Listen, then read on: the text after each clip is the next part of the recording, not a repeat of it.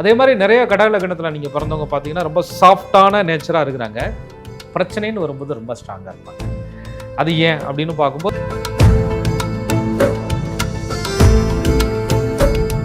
வேற யாரெல்லாம் வந்து எங்களை கெடுக்க வேணாம், எங்களை நாங்களே கெடுத்துக்கிட்டோம்னா, பாசத்தினால கெடுத்துக்கிட்டோம்னா நாங்கெல்லாம்.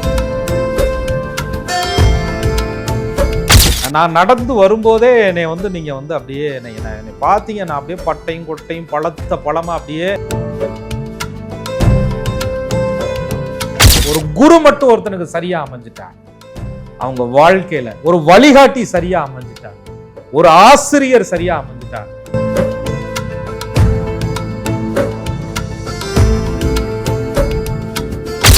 சொன்ன மாதிரி சபையிலே நீ நடந்தால், மாபெரும் சபையிலே நீ நடந்தால் மாலைகள் விழ வேண்டும். மாலைகள் விழுந்தாலும் பரவாயில்ல, வேற ஏதாவது விழுந்துற புதியா.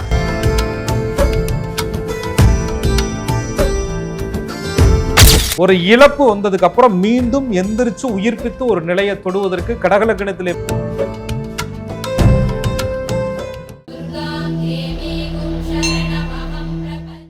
அன்பான நேயர்களுக்கு வணக்கம். ஒவ்வொரு லக்னத்துல பிறந்தவங்களுடைய வாழ்க்கையை மாற்றி அமைக்கக்கூடிய ராஜ யோகத்தை தரக்கூடிய கிரகங்களை பத்தி நம்ம பேசிட்டு இருக்கோம். லக்ன சீரிஸ் இது.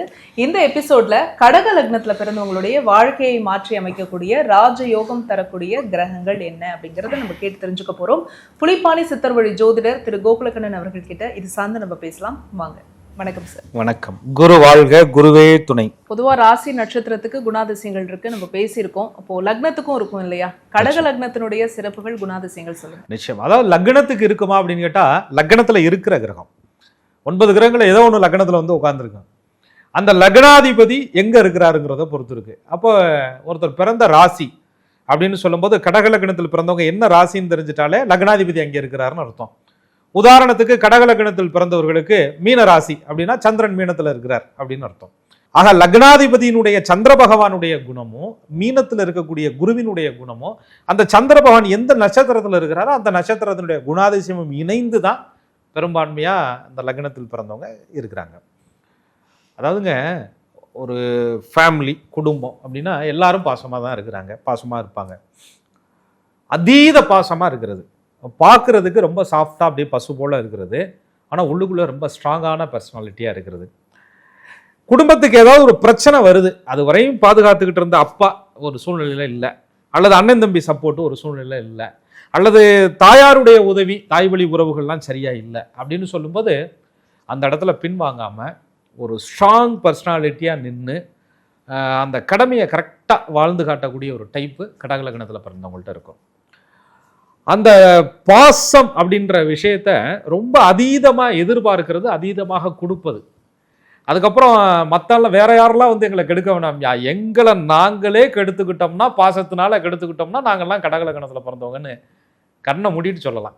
ஆக அந்த கடகலக்கணத்தில் பிறந்தவர்கள் அதீதமான எமோஷனலாக ஒருத்தரோட கனெக்ட் ஆகிறதும், அதீதமாக பாசத்திற்காக இயங்குவதும், அதீதமாக ரொம்ப குடும்பத்தில் அந்த ஒரு குடும்ப உறுப்பினர்கள் மேலே ஃபேமிலிக்காக எதையும் செய்யணுங்கிற தியாக மனப்பான்மையில் ஒருத்தர் இருந்தாங்கனாலும், சில நேரங்களில் சிந்தனை அதிகமாக இருந்து மனசை தானே காயப்படுத்திக்கிட்டாலும் அவங்க கடகலக்கணத்தில் பிறந்தவர்களாக கண்டிப்பாக இருப்பாங்க. கடகலக்னத்தில் பிறந்தவங்களுக்கு ராஜ யோகத்தை தரக்கூடியவர் வந்து லக்னாதிபதி சந்திர பகவான் அப்படின்னு சொல்லியிருக்கீங்க. இந்த கிரகம் வந்து நல்ல நிலையில இருந்தால் இவங்களுக்கு யோகம் இல்லையா சார்? நல்ல நிலைனாங்க, ராகு கேது பகவானுடைய சேர்ந்து கிரகணப்படக்கூடாது. ஒரு சுப கிரகமான தொடர்புகளில் இருக்குன்னா, கடகலக்கணத்திற்கு யோகாதிபதிகள்னு சொல்லக்கூடிய இன்னும் 2 பேர் இருக்காங்க.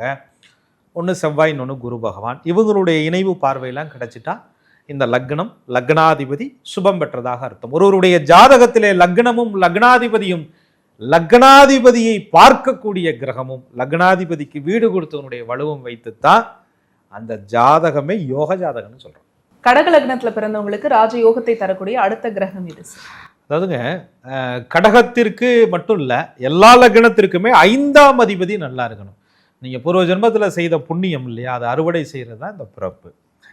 அப்போ ஒருத்தர் பிறக்கும் போதே நல்ல நிலபுலன் ஆஸ்தி அந்தஸ்தில் இருக்கக்கூடிய ஒரு வீட்டில் பிறகுறாங்க, அல்லது அப்பா கவர்மெண்ட் வேலை, அம்மா கவர்மெண்ட் வேலை, எங்கள் தாத்தா இன்னாரு அப்படின்னு சொல்லக்கூடிய இடத்துல இருக்காங்க. எங்கள் தாத்தாவும் முதலமைச்சர், எங்கள் அப்பாவும் முதலமைச்சர், நானும் முதலமைச்சரியா, அடுத்து என் மகன் என்ன ஆகுறான்னு தெரியலங்கிற மாதிரி சில அந்த பிறப்பு திறமை வாய்ப்பு இதெல்லாம் அப்பாற்பட்டுங்க, ஜனனம் அப்படின்னு சொல்கிறோம்ல, அந்த ஜனனத்திலேயே சில அம்சங்கள் நமக்கு கிடைக்குதுல்ல, அதெல்லாம் வந்து பூர்வ ஜென்ம புண்ணிய பலன் அப்படின்னு சொல்றாங்க. அப்படி கடக லக்னத்திற்கு 5 பூர்வ புண்ணியாதிபதினு சொல்லக்கூடிய செவ்வாய் பகவான் அந்த லக்னத்திலே பிறந்தவர்களுக்கு யோகமா இருக்கணும். அவர் என்னெல்லாம் கொடுப்பாரு? பூர்வ புண்ணிய பலனா நல்ல குடும்பத்துல பிறக்க வைப்பார். அந்த செவ்வாயினுடைய பலன் நல்லா இருந்தா, அல்லது அப்படி இல்லைனாலும் இவர்களுக்கு சொத்து சுக ஆஸ்தி அந்தஸ்து ஒரு குறிப்பிட்ட வயசுல நிறைய சேரும். இந்த ரியல் எஸ்டேட் பண்ணங்க, ஒரு இடம் வாங்கி போட்டங்க, திடீர்னு நல்லா வந்துருச்சுங்க, ஒரு செங்கல் கலவசம் நடத்துனாங்க, ஒரு குவாரி நடத்துனாங்க, ஒரு மைன்ஸ் டிபார்ட், அதாவது செவ்வாய் சம்பந்தப்பட்ட அங்காரகன் சம்பந்தப்பட்ட பூமி, அங்காரகன், நெருப்பு அக்னி சம்பந்தப்பட்ட விஷயம், உடல் வலிமையை காட்டக்கூடிய இடம், இராணுவம், போலீஸ், மிலிட்ரி, இராணுவம், பெரிய பதவிகள், அதிகாரமிக்க இடம், யூனிஃபார்ம் சர்வீஸு, பிறர் பார்த்து சல்யூட் அடிக்கக்கூடிய இடம், இதெல்லாமே பார்த்தீங்கன்னா செவ்வாயை வச்சு நிர்ணயம் பண்ணுறோம். ஆக இது கடக லக்னத்தில் பிறந்தவர்களுக்கு பிரதானமாக இருக்கணும். தொழில் கிரகமாகவும் அவர் வர்றதுனால தொழிலை கொடுத்து அவங்கள உயர்த்துறது, நல்ல சகோதர பந்தங்களால் அவங்க வந்து ஆதரவாக வாழ்கிறது, பெரிய சட்ட சிக்கல்கள், வம்பு வழக்கு எது வந்தாலும் இன்ஃப்ளூயன்ஸோடு அவங்க வந்து அதை ஃபேஸ் பண்ணி வெளியில் வர்றது, ஒரு இழப்பு வந்ததுக்கு அப்புறம் மீண்டும் எந்திரிச்சு உயிர்ப்பித்து ஒரு நிலையை தொடுவதற்கு கடக லக்னத்திலே பிறந்தவர்களுக்கு செவ்வாய் வலுவா இருக்கணுங்க. அந்த செவ்வாய் வலுவா இருந்தா இந்த லக்னத்தில் பிறந்தவர்கள் எந்நிலையில் தாழ்ந்து போனாலும் கூட அந்த செவ்வாய் எந்தெந்த இடத்தை பார்க்கிறாரோ அந்த இடத்த குருவும் கொஞ்சம் தொடர்புல இருந்தா அப்படியே அந்த மனபலத்தோட அந்த வில் பவரோட அப்படி மேலே எந்திரிச்சு வந்து நிற்கிறாங்கன்னு சொன்னா அவங்க கடக லக்னத்தில் பிறந்தவர்களாக இருப்பாங்க. அந்த செவ்வாயினுடைய பலத்தை வச்சுதான் தேக பலம், உடல் வலிமை, இரத்தம் சம்பந்தப்பட்ட விஷயங்கள், இரத்த உறவு சம்பந்தப்பட்ட விஷயங்கள், இதெல்லாம் நல்லா இருக்கணும்னா கடக லக்னத்தில் பிறந்தவர்களுக்கு செவ்வாய் நல்லா இருக்கணும். ஆக கடகத்தில் பிறந்தவர்களுக்கு செவ்வாய் வலுவாக இருந்தால் அவருடைய தசை நடந்தாலும் சரி, அவருடைய புத்திகள் நடந்தாலும் சரி, அது ராஜயோகமாக அமையும். ஒருவேளை கடக லக்னத்துல பிறந்தவங்களுக்கு செவ்வாய் கிரகம் வந்து பாதிப்புல இருக்கு அப்படின்னு நல்ல நிலையில இல்லைன்னா என்ன பாதிப்புகள் இருக்கும்? பேசுகிற இடமெல்லாம் பஞ்சாயத்தாகும், வாயை திறந்தாலே நமக்கு பிரச்சனைடா அப்படின்ற மாதிரி வீட்டுக்குள்ளே என்ன பேசினாலும் எடுபடாது. உடம்பு எப்போ பார்த்தாலும் டயர்டாக இருந்துகிட்டே இருக்கும். அதுவும் பெண்களுக்கெல்லாம் அந்த கடக லக்னத்தில் பிறந்தவர்களுக்கு செவ்வாய் பாதிப்பாக இருக்கிறார் அப்படின்னா தேக உஷ்ணம், சூடாக அதிகமாக இருக்கிறது, மென்சஸ் பிரச்சனை, இந்த மாதாந்திர தொந்தரவுகள் அப்படின்னு சொல்கிறாங்களே அது வர்றது, அண்ணன் தம்பி பாசம்லாம் கிடைக்காம போய்டுறது, பூர்வீக சொத்து சுகங்கள் இருந்தாலும் அது வந்து பெரிய பஞ்சாயத்தாக நிற்கிறது, இடம் சின்னதாக வாங்கினா கூட அதில் வந்து ஏகப்பட்ட வழக்குகள் வர்றது, குடியிருப்பு இடத்துல நீர் சம்பந்தப்பட்ட விஷயங்கள், போர், இந்த மாதிரி விஷயங்கள்லாம் சரியாக அமையாமல் திண்டாடுவது, தண்ணீருக்காக கஷ்டப்படுவது, அப்புறம் வந்து பெரிய, அதாவது எப்படி சொல்கிறதுனா தொடர்ச்சியாக அந்த இரத்த காயங்கள் உடம்புல பட்டுக்கிட்டே இருக்கிறது, நெருப்பு காயங்கள் பட்டுக்கிட்டே இருக்கிறது, அரசாங்க சட்ட சச்சரவுகளுக்கு ஆட்பட்டு போகிறது, டாக்குமெண்ட் விஷயங்கள், எழுத்து விஷயங்கள்னால பூமி விஷயங்களில் தொந்தரவுகள் வருது, இடம் மாறுதல்கள், இந்த ஒரே வேணாமடான்ட்டு வெளியில் எழுந்திரிச்சு போனோம்னா அங்கே போய் 4 பேர் வந்து நமக்கு தொந்தரவுகளை கொடுத்துக்கிட்டே இருக்கிறது, அடிதடி கழகங்கள், உடம்புல வந்து தழும்பு காயம், ஏதாவது 4 தையல், இதெல்லாம் இருக்குது அப்படின்னு சொன்னால் செவ்வாய் அங்கே பாதிக்கப்பட்டு இருக்கிறார்னு அர்த்தம். அதுலேயும் கடக லக்னத்திற்கு யோக ராஜயோகங்களை பற்றி இந்த பார்ட்டில் பேசுவோம். அடுத்த பார்ட்டில் எதிர்கிரகங்கள் என்னென்ன செய்யும் அப்படின்றத பேசுவோம். அதில் கடக லக்னத்திற்கு சில அம்சங்கள்லாம் அந்த செவ்வாய் வந்து பாதிப்பாக உட்கார்ந்துருக்கிறாருன்னா நல்ல தொழில் அமையாது, வேலையில் ஒரு 30 வருஷம் 20 வருஷம் ஒரே இடத்துல வேலை பார்த்துக்கிட்டே இருப்பாங்க, வளர்ச்சி இருக்காது, அல்லது நல்ல வேலைன்னு நினைப்பாங்க, அந்த வேலையை விட்டு திடீர் இடம் மாற்றங்கள், மோஸ்டடி நபர்கள்ட்ட போய் மாட்டிக்கிறது, எமோஷ்னலாக கனெக்ட் ஆகுறது, இவங்களே கோவப்பட்டு முரண்டு பிடிச்சி புட்டிவாதம் பண்ணுறது, பாசம் காட்டுறேங்கிற பேரில் இவங்க மேலே வந்து அப்படியே இவங்களே வெறுப்பாகிறது, இதெல்லாம் செவ்வாய் பாதிப்பாக இருந்தால் கடக லக்னத்தில் பிறந்தவர்களுக்கு சந்திக்க வைக்கும். கடக லக்னத்துல பிறந்தவங்களுக்கு ராஜயோகத்தை தரக்கூடிய அடுத்த கிரகம் எது சார்? கடக லக்னத்தில் பிறந்தவர்களுக்கு ராஜயோகாதிபதி என்று சொல்லக்கூடிய அடுத்த கிரகம், இது ஏன் இம்புட்டு லென்த்தா இழுக்கிற அப்படிங்கிறீங்களா? அதுதான் குரு, அதாவது ராஜயோகாதிபதி அப்படின்னு சொல்றாங்க. ஒரு மரியாதைங்க, கம்பீரம், ஒரு அந்தஸ்து, ஒரு புகழ், இது இல்லைன்னா மனித வாழ்க்கையில் சுவாரஸ்யம் இல்லை. நானே சம்பாரிச்சுக்கிறேன், நானே சாப்பிட்டுக்கிறேன், நானே என் போட்டோவை பார்த்து ரசித்து சிரிச்சுக்கிறேன் ஐயா அப்படின்னா வாழ்க்கையில் சந்தோஷம் இருக்காது. உங்களை 4 பேர் பார்க்கணும், நல்ல விதமான நல்ல மனிதன்னு சொல்லணும், அவர் வந்தால் ஒரு இடமே மாறுதுங்க அப்படின்ற மாதிரி இருக்கணும். அதாவது எம்ஜிஆர் ஐயா சொன்ன மாதிரி, சபையிலே நீ நடந்தால், மாபெரும் சபையிலே நீ நடந்தால் மாலைகள் விழ வேண்டும், மாலைகள் விழுந்தாலும் பரவாயில்ல, வேற ஏதாவது விழுந்துற போதியா அப்படின்னு இல்லாமல் இருக்கணும்னா குரு, குரு பகவான் கடக லக்னத்தில் பிறந்தவர்களுக்கு நல்லா இருக்கணும். அவர் தான் 9 பாக்யாதிபதி அப்படின்னு வர்றாரு. நீங்கள் என்னெல்லாம் பாக்கியம் வாங்கியிருக்கிறீங்க அப்படின்னு. சில பேர்லாம் சொல்லுவாங்க, ஆமாம் எல்லாமே இருக்குது, நிம்மதி தான் இல்லை, அது எந்த கடையில் கிடைக்கும்னு தெரியல, எங்களுக்கெல்லாம் கிடைக்கவே கிடைக்காதியா, நாங்கள்லாம் அதெல்லாம் மறந்து பல நாள் ஆச்சு அப்படிம்பாங்க கடக லக்னத்தில் பிறந்தவங்களை கேட்டிங்கன்னா. ஏன்னா அந்த சந்திர பகவான் லக்னாதிபதி பாதிக்கப்படும் போது நிம்மதி கிலோ என்ன விலையா, எந்த ஊர்லையா கிடைக்கும் அப்படின்ற மாதிரி அப்படியே அலைய விட்டுக்கிட்டே இருக்கும் கடக லக்னத்தில் பிறந்தவர்களுக்கு. பாச போராட்டத்தினால பாதிக்க வச்சுக்கிட்டே இருக்கும். ஆக குரு மட்டும் நல்ல அமைப்புகள்ல இருந்தாருன்னா இதெல்லாம் கிடைக்கும். உடனே நம்ம ஆளுகளுக்கு ஒரு சந்தேகம் வரும். அதுலயும் யாருக்கு வரும் அப்படின்னா, இப்பெல்லாம் பார்த்தீங்கன்னா அந்த கமெண்ட்ஸ்லேயே கரெக்டாக எனக்கு 6ஆம் இடத்ததிபதி 12ஆம் இடத்ததிபதி நீச்சம் உச்சம்லாம் தெளிவாக எழுதுறாங்க. கடகலக்கணத்துக்கு குரு 6 கூடையவனா வர்றாரு, எனக்கு கடைந்தாயா அதையும் கொடுத்துட்டு போயிட்டாரு, நோயை கொடுத்துட்டு போயிட்டாரு, எதிரிகளை கொடுத்துட்டு போயிட்டாரு அப்படின்னா, இருக்கும் இடம்னு ஒன்று இருக்குல்ல, 12 பாவகங்களில் குரு எங்கே உட்கார்ந்துருக்கிறாருன்னு ஒன்று இருக்கு. சேர்ந்த கிரகம் பார்த்த கிரகம்லாம் யாரு அப்படின்னு இருக்கு. ஒருவேளை நம்ம ராசிக்கு கொஞ்சம் ஆகாத ஆளாக இருந்தாருன்னா அங்கிட்டு ஒரு 50% காலவாரியோட வேலையை கரெக்டாக தான் பார்ப்பாரு. இருந்தாலும் லக்னத்திற்கு 9 பாக்யாதிபதி எந்நிலையில் இருந்தாலும் கூட தன்னுடைய பார்வை பலனால, ஆமா அஸ்தங்க தான் வக்கரம்லாம் ஆயிட்டா என்னத்தை போய் பார்வை பலனை எடுக்கிறிய அப்படின்னா அதுக்கும் ஒரு கேள்வி கேட்பாங்க. குரு கெட்டாலும் மென்மக்கள்னு சொல்லுவாங்க. குரு எந்நிலையில் இருந்தாலும் கூட கூடுமானவரை தேத்தி கீத்தி ஒரு ஆளை கொண்டுட்டு வர்றதுக்கு வழியை பார்ப்பார். அப்படி குருவோட பார்வையெல்லாம் கடக லக்னத்தில் பிறந்தவங்களுக்கு நல்லா இருந்துச்சுன்னா நம்ம சொன்ன மாதிரி பெரும் தனம் இது குரு, குழந்தை செல்வம் இது குரு, நகை ஆபரணம் இது குரு, நல்ல ஆசான் வித்தை. ஒரு குரு மட்டும் ஒருத்தனுக்கு சரியா அமைஞ்சிட்டா, அவங்க வாழ்க்கையில ஒரு வழிகாட்டி சரியா அமைஞ்சிட்டா, ஒரு ஆசிரியர் சரியா அமைஞ்சிட்டா, ஒரு தகப்பன் ஒரு ஆசானாக அமைஞ்சிட்டா, ஒரு ரோல் மாடலாக அமைஞ்சிட்டா, அவங்க வாழ்க்கையில வேற என்னங்க செல்வம் வேணும், மற்றதெல்லாம் தானா தேடி வரும். விவேகானந்தர் ஐயா சொன்ன மாதிரி, எண்ணமும் சொல்லும் செயலும் ஒன்றாக இருந்தால் பணம் தண்ணீரை போல் உன் காலடியை நோக்கி வருமையாங்கிறார். ஆக அந்த குரு விவேகானந்தர் ஐயாவுக்கு கிடைத்த ராமகிருஷ்ண பரமஹம்சர் மாதிரி கடக லக்னத்தில் பிறந்தவர்கள், மகான்களுடைய அம்சம் பெற்ற லக்னத்தில் பிறந்தவர்கள், நிறைய மகான்கள் கடக லக்னத்தில் பிறந்தவர்கள்.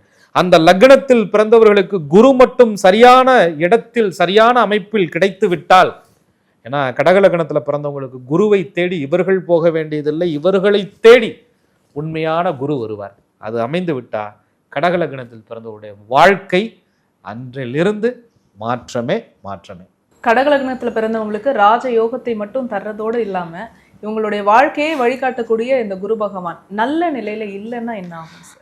நல்ல நிலையில் என்னன்னா, அதாவது போலி குரு அப்படின்லாம் சொல்லுவாங்க. அது என்ன போலி குரு அப்படின்னா, சச்சங்கம் நடத்துறது, ஒரு கட்டணத்தை வாங்கிட்டு பெரிய தொகையை வாங்கிட்டு ஒரு 3 hours கிளாஸ் நடத்துகிறேன், அப்படியே உங்களுடைய குண்டலி அப்படி தட்டி எழுப்புறேன், மேலே எழுப்புறேன், அப்படியே நான் தான் ஆகாச மண்டலத்துக்கு உங்களை கூட்டி கொண்டு போய் அங்கே உட்காந்து அப்படியே சொர்க்கபுரியை காட்டுறேன், அதுக்கப்புறம் வந்து நான் தீட்சை கொடுத்தேன்னு சொன்னால் அப்படியே குலுங்கிடுவீங்க நீங்கள் எல்லாம், நான் அப்படியே பார்த்தேன், என் பாதத்தை கழுவி அப்படியே குடிச்சிங்கன்னா பல ஜென்ம பாவம் உங்களுக்கு போயிடும், நான் நடந்து வரும்போதே என்னை வந்து நீங்கள் வந்து அப்படியே என்னை பார்த்தீங்க, நான் அப்படியே பட்டையும் கொட்டையும் பழத்த பழமாக அப்படியே பார்க்கறதுக்கு அப்படியே பார்த்தீங்கன்னு சொன்னால், அதற்குன்னு எல்லோரும் அப்படி இல்லை, வேஷதாரிகளை, போலி பிம்பம் கொண்ட ஆன்மீக மனிதர்களை, கபடதாரிகளை அறிமுகப்படுத்தி விட்டுருவார்.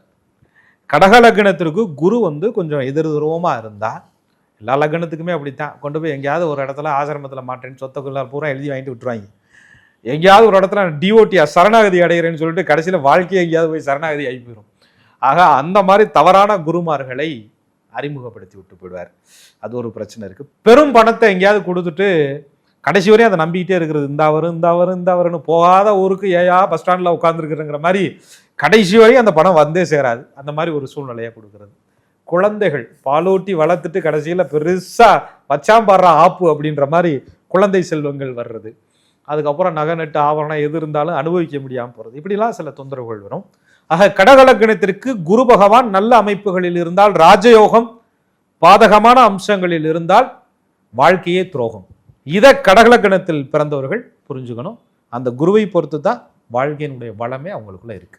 கடகலக்னத்துல பிறந்தவங்களுக்கு ராஜயோகத்தை தரக்கூடிய கிரகங்கள் வந்து செவ்வாய், குரு, சந்திரன் சொல்லியிருக்கீங்க. மற்ற கிரகங்கள்லாம் சார்? எனக்கு சொல்லணும்னு ஆசை தான், ஆனால் என்னன்னா 20 நிமிஷம் 25 நிமிஷத்துக்கு மேலே பார்க்க முடியாது தொடர்ச்சியாக ஒரு வீடியோவை. சனி பகவான், புதன் பகவான், சுக்கிர பகவான், ராகு பகவான், கேது பகவான் இவங்கெல்லாம் இருக்காங்க. இன்னும் டீமுக்குள்ளே வரலை. அவங்களும் ராசி கட்டத்தில் தான் இருப்பாங்க. அவங்களெல்லாம் நீங்கள் எடுத்து வச்சுட்டுலாம் பார்க்கவே முடியாது, நம்மளை எடுத்து வச்சுருவாங்க. ஆக அவர்களுடைய இருப்பு அது வந்து லக்கணத்திற்கு அசுபர்கள் பாவர்கள் அப்படின்னு சில அமைப்புகள், லக்னத்திற்கு சுபர்கள் யோகர்கள் அப்படின்னு ஒரு அமைப்பு, அப்புறம் மாரகர் வாதகம் பாதகம்லாம் இப்படி அமைப்பு. இப்படிலாம் சொன்னோன்னா வகுப்பு மாதிரி இருக்கும். அதனால யோக கிரகங்களை 3 பேரை தனியா பிரிச்சுக்கிட்டான். அடுத்து ஒரு 3 பேர் இவங்கெல்லாம் என்ன பண்ணுவாங்கன்னா அடுத்த செட்ல பார்ப்பான். அடுத்து ஆராய்ச்சி, அதுக்கப்புறம் ஒரு 3 பேர் இருக்காங்க, அவங்கெல்லாம் யாருங்கிறத அதுக்கு அடுத்த செட்ல பார்ப்போம். அப்ப இந்த வீடியோவின் நீளம் கருதி இத்துடன் இந்த பகுதியை நிறைவு செய்கிறோம். விரைவிலே நீங்க சொன்ன மாதிரி பேசலாம். ஏன்னா நேர்கள்லாம் கேட்க ஆரம்பிச்சிருவாங்க. கடக லக்னத்துல பிறந்தவங்களுக்கு மற்ற கிரகங்கள்லாம் என்ன மாதிரியான யோகத்தை கொடுப்பாங்க அப்படிங்கறத பேசலாம். மிக்க நன்றி. மிக்க நன்றி. குரு வாழ்க, குருவே துணை. என்ன நேர்களே, கடக லக்னத்துல பிறந்த நீங்க உங்களுடைய வாழ்க்கையை மாற்றி அமைக்கக்கூடிய ராஜ யோகத்தை தரக்கூடிய கிரகங்கள் என்னென்ன அப்படிங்கறத இந்த எபிசோட்ல நீங்க கேட்டு தெரிஞ்சுட்டு இருந்திருப்பீங்க. இதே மாதிரி ஒவ்வொரு லக்னத்துல பிறந்தவங்களுக்கும் நம்ம பேசிட்டு இருக்கோம். இது எல்லாமே உங்களுடைய யூடியூப் நோட்டிபிகேஷன்ஸ்ல ஆட்டோமேட்டிக்கா வரணும் அப்படின்னா நீங்க செய்ய வேண்டியது ஆஸ்ட்ராலஜர் கோகுலக்கண்ணன் யூடியூப் சேனலை உடனடியாக சப்ஸ்கிரைப் பண்ணிக்கோங்க. பக்கத்தில் இருக்கக்கூடிய பெல் ஐக்கானை மறக்காம கிளிக் பண்ணிடுங்க. இந்த வீடியோவை நீங்க பார்த்ததற்கு மிக்க நன்றி.